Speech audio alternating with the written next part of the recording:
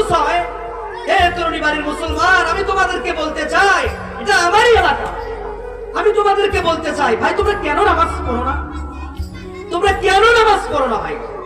অনেকেই আছে, হে যুবকেরা, হে মুরব্বীরা, বয়স হয়ে গেল তবুও তোমরা নামাজ ধরতেছো না। আমি একবার তাবলিগে গিয়েছিলাম। তাবলিগে গিয়ে আসরের পরে আমাদের গাছটা আছে, গাছতে গিয়েছি।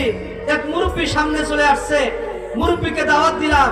মুরব্বীকে বললাম, মুরব্বী নামাজ পড়েন তো?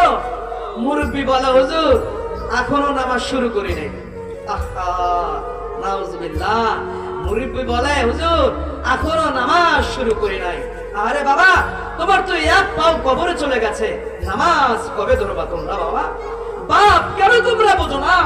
হে যুবকরা, কেন তোমরা বোঝো না? তুমি কেমন ঈমান রাখো হে যুবক?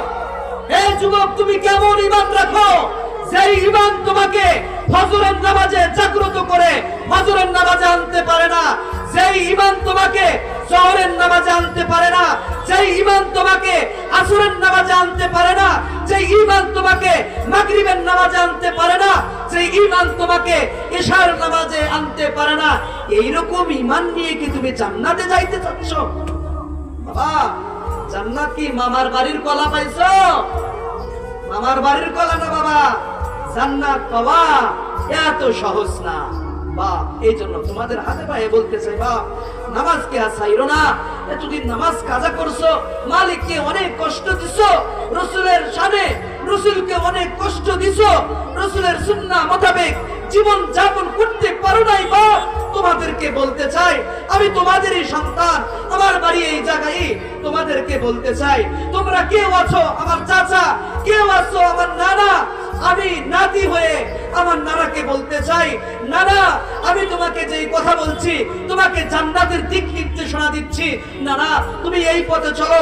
তোমরা যদি কেউ আমার ভাই হয়ে থাকো, আমি ছোট ভাই হিসাবে তোমাদেরকে বলতে চাই, ভাই আসো, এই পথে চললে তুমি জান্নাতের দিকে যাবা। কেউ যদি আমার চাচা হয়ে থাকো, আমি ভাতিজা হয়ে তোমাদেরকে বলতে চাই, চাচা এই পথে চলেন। চাচা এই পথে চললে মালিক তোমাকে জান্নাত দিয়ে দিবে। চাচা তুমি ভ্রান্ত পথে চলিও না।